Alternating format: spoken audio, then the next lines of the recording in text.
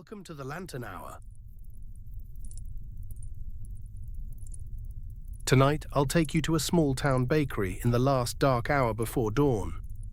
To a warm, flowery room behind a shuttered shopfront where the loaves are shaped and covered and quietly rising. The big brick oven is humming to itself, and there is nothing left to do now but wait. First, we'll take a few quiet minutes to settle in, with the lantern countdown. Then we'll set the last of the work going and sit down by the oven and let the dough do the rest. And when the story ends, the low hum of the oven and the soft settling of the racks will stay with you until morning. If there's somewhere the lantern should travel next, leave it in a comment before you settle in. But for now, there is nothing more for you to do tonight, and nowhere at all you need to be. Make yourself comfortable and let your eyes close whenever they are ready. We'll count down together now from 10 to 1, and with every number, you can set a little more of the day down. The way flour settles out of the air in a room where the work has stopped, slowly and completely, until the air is clear and still. 10. Let the bed take the whole weight of you. It is very good at this, and it is not trying. 9.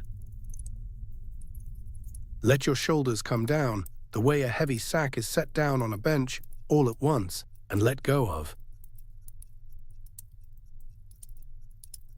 8. One slow breath in. And out, long and easy, all the way to the end of it. 7. Everything you carried today has been covered over with a cloth for the night, the way dough is covered, and it will look after itself perfectly well until morning. 6. Let your face grow smooth, forehead, eyes, jaw, and let your teeth come apart and your tongue rest soft. 5. Your hands have done their share today. Let them lie open and easy. Let the flour come off them. 4. The sounds of your own room are moving away from you now, out through a door somewhere, growing smaller and rounder and further off as they go. 3. Your breathing has found its own slow rhythm, in and out, unhurried, like something warm that rises at its own pace and cannot be hurried. 2. Somewhere ahead of you, there is a low, steady hum, and a warm iron door, and a wooden chair set beside it. And 1. And here you are. You are standing in the middle of a small bakery in the last dark hour of the night, with flour on your forearms, and the work is done. It is a low, square, whitewashed room behind the shop, and it is the warmest place in the whole town. The shutters were pulled down at 10. The street door is bolted. The flour bins along the wall were filled before midnight, and their lids are down. The long wooden bench that runs the length of the room has been scraped and wiped and scattered with a fresh dusting of flour, ready for morning. 2 lamps are on, both of them low, one over the bench, one over the sink. Everything above them is soft grey shadow, and the ceiling is not really visible at all. The floor is old red tile, worn pale in 2 places, one in front of the bench, one in front of the oven, by 100 and some years of people standing exactly there. High up on the back wall, there is a small window, and it is dark. Later, very slowly, the top of it will go a faint blue-grey, and that will be that. But not for a long while yet, and it is not something to watch for. Along the side wall stand the cooling racks, wiped down and empty and waiting, and above the sink a row of wooden peels and scrapers hangs on its pegs in order of size, each one worn smooth and pale where hands have held it. Everything in this room has a place, and everything is in it. The whole room smells of warm flour and clean linen and the faint sweet edge of dough that has been working for a few hours. It is one of the oldest good smells there is. It is also, you have always thought, the reason bakeries feel the way they do at this hour. The smell arrives before any thought does, and it means the same thing to everybody, that somewhere nearby something good is being quietly looked after. The street outside is cold, and the town is asleep in it, and you are here, inside, warm by the oven, with nowhere to be. The oven takes up most of the far wall. It is brick, and it is enormous, and it was built into the building rather than put into it. A great squat arch of masonry with a heavy iron door in the middle and a black flue rising into the ceiling. It is older than anybody's grandmother. Everything it does behind 2 feet of brick and a closed iron door, and what comes through into the room is one single low, even hum, a warm, wide, slightly rounded note somewhere below hearing that you feel in the floor tiles as much as you hear in the air. Brick is the reason. Brick takes hours to accept heat and hours more to give it back, and it does both at the same slow, unbothered rate, whatever else is going on. A stove would be lively. This is a wall that has been made warm, and a warm wall simply stays warm. It has been making that note since 11:30. It will still be making it when you leave. Because of the way brick works, this oven is at its most patient now. It was fired hours ago, and it is not being fed, and it is simply holding, releasing its heat back out into the room at exactly the rate it wants to. Slowly, evenly, all night long. Nothing about it is urgent. It is the most restful machine ever built. You put the back of your hand near the iron door, as you always do, and feel the heat standing off it in a soft column. The first batch went in 40 minutes ago and is in there in the dark, doing exactly what it does. It cannot be helped along. It cannot be checked every 2 minutes. The only useful thing you can do for it now is leave it entirely alone. Above the door, on a nail, hangs the timer, a small brass clockwork thing, wound and set, ticking to itself.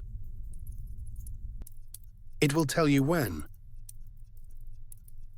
Until then, it is carrying that job for you, and you can put it down. That is worth saying twice, because it is the whole shape of this hour. The one thing you would otherwise have to keep hold of has been handed to a small brass object on a nail, and it is better at it than you are. The street is cold and dark beyond the shutters, and the town is asleep in it, and you are here, inside, warm by the oven, with nowhere to be. Along the bench under the low lampstand, the loaves for the next batch, shaped an hour ago, each one in its own flowered cloth in its own wicker basket, and all of them covered with a long sheet of clean linen. Under that linen, in the warm, they are rising, very slowly and entirely without you. You lift one corner of the cloth to look, because you always do, and the dough has come up smooth and domed and slightly glossy, holding the flour in a fine pale dust across the top of it. You press the edge with one fingertip and the dent fills back in, unhurriedly, like water finding its level. That is exactly right. That is all the information there is. You lay the cloth back down. And that is the last thing on the list. This is the strange particular hour that only bakers get. Everything has been set going, and none of it can be hurried. Wanting the dough to rise faster does not move it 1 minute. Standing over it does not help. The work is now happening inside the brick and under the linen, at its own speed, in the dark, and your part in it is finished for the moment.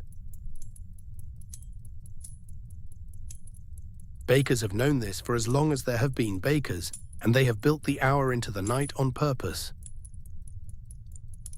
It is not a gap in the work. It is part of the work, the part the dough does, and the correct way to perform your share of it is to sit down and let it happen. There is a wooden chair beside the oven with a worn cushion on it, and it has been in that exact spot since long before you, put there by somebody who worked out 100 years ago that this hour comes every single night and that a person may as well sit down for it. There is even a shallow dip worn into the tiles beside its front legs from all the boots that have rested there through all the waiting hours, which is a strange thing to find comforting, and yet.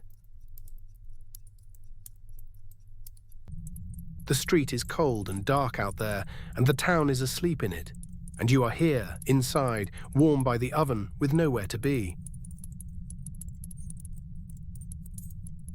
On the shelf above the bench, in the middle of everything, there is a stoneware crock. It is the plainest object in the room, brown, heavy, chipped at the rim, with a cloth tied over the top and a wooden lid set loosely on that. It is also, by a very long way, the oldest thing here, and the only thing in this bakery that has never once been allowed to stop. Inside is the starter, a soft, pale, living dough that is fed every night with flour and water and gives back, every night, the rise for the next day's bread. Bakers here call it the mother. It asks for about 90 seconds of attention a day, and in return it has raised every loaf this shop has ever sold. It is the best arrangement in the building. The cold is out there in the street, and the town is asleep in it. And you are here, inside, warm by the oven, with nowhere to be. You feed it now, a scoop of flour, a splash of water, stirred through with a wooden spoon, and it takes it the way it has taken it every night for 130 years. And then, because you have a while, you lift the wooden lid and turn it over to look at the underside, which is the part almost nobody sees. There are names penciled on it. A column of them, in different hands, some faded almost to nothing, going all the way down. A woman called Nell Hartley, who by the shop's account started the crock in a back kitchen in 1892, and who fed it every night for 31 years. Then her son, whose handwriting is very small and careful. Then a man who worked here for 2 years only and who wrote his name anyway because you do. Then a long stretch in the 1940s in a single hand, and beside it, in the same pencil, the words kept going. Every night for 130 years, somebody in this town has stood roughly where you are standing, in the dark, and fed this. Some of them for decades. Some of them for a season. None of them ever finished it. That was never the idea. Each of them just kept it alive through their own stretch of nights and handed it on. You listen for a moment, the low hum of the oven behind you, the small brass tick of the timer above the door. The town is asleep out there in the cold, and you are here, inside, warm in the lamplight with nowhere to be. You put the lid back on and set the crock in its place on the shelf. It will be here tomorrow night, and it will be fed, and it will rise. It has been carrying on, quietly, through more nights than anyone can properly imagine, and it has never once needed anybody to hurry. So you sit down. The chair is exactly the right height, and the cushion has been flattened over many years into the shape of people resting, and the oven is at your left shoulder, giving out its slow, steady warmth. You wipe your hands on your apron and let them lie in your lap, and there is still a little flour in the creases of your knuckles, and it can stay there. Your feet, which have been standing on old red tile since 11 o'clock, are finally done. They go heavy first. Then your legs. Then your back, settling into the chair and being taken by it. Then your arms, laid down. Then your shoulders, coming down and coming down again. Then your jaw and your forehead and the small tired muscles around your eyes. The warmth from the brick comes through your side and your sleeve, steady as a hand left resting there. There is nothing to check. There is nothing to lift.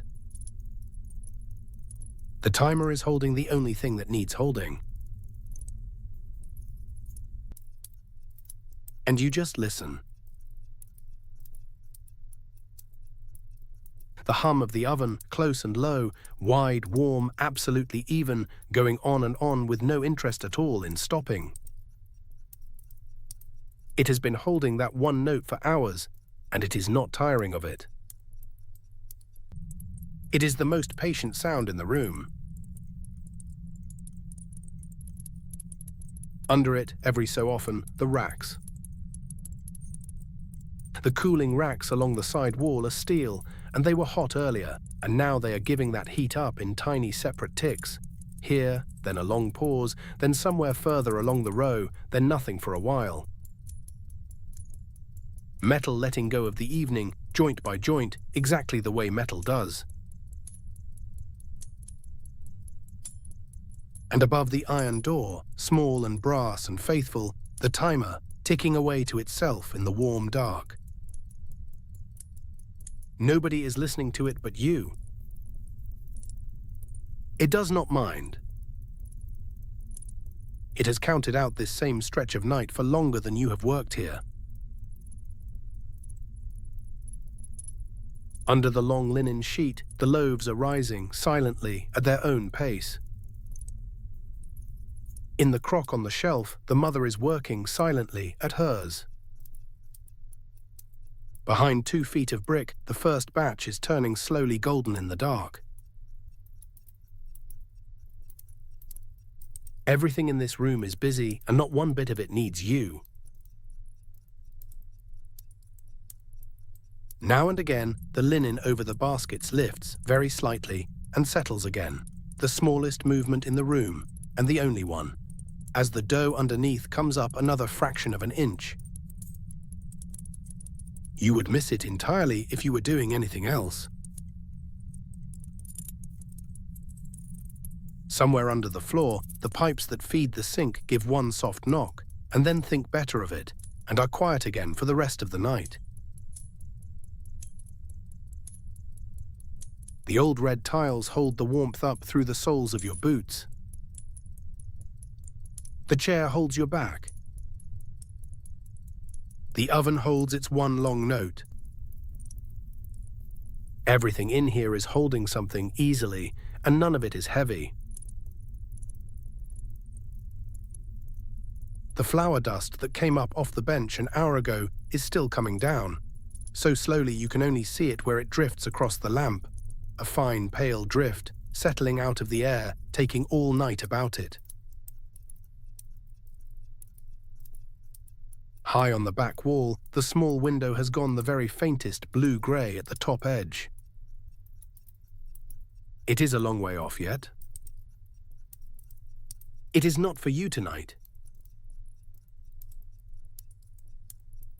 The cold is out there in the street, and the whole town is asleep in it, and you are here, inside, warm by the oven, with nowhere at all to be. The warmth from the brick has come all the way through you now. Hard to say anymore where you end and the chair begins. Hard to say where the chair ends and the warm floor begins, where the floor ends and the oven begins, where the heat goes up and out into the whole quiet room. It is all one settled thing now, and you are somewhere in the warm middle of it. The lamp is low over the bench.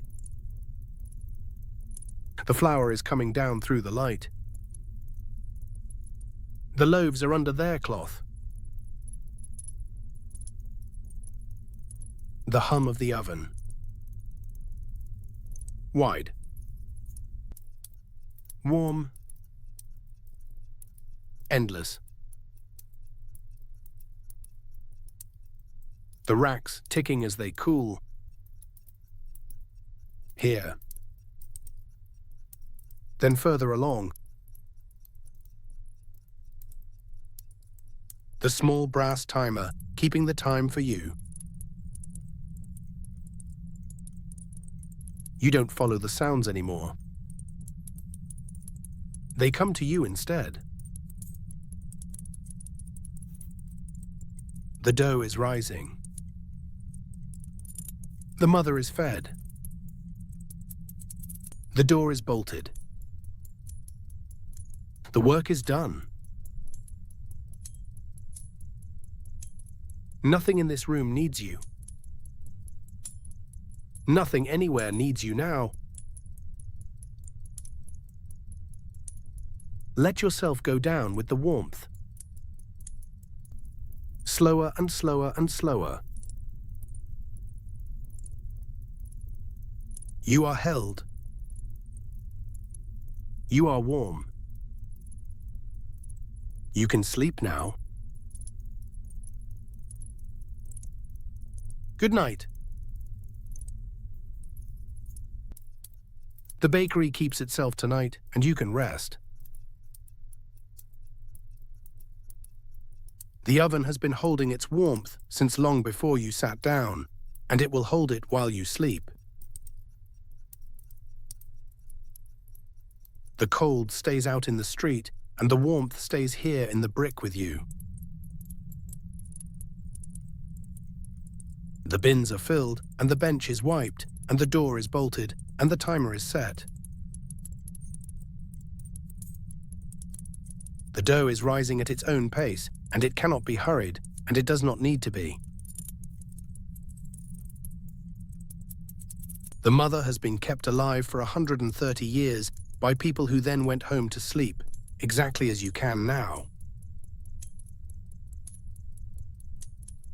There is no hurry anywhere in this room, and there is none in you.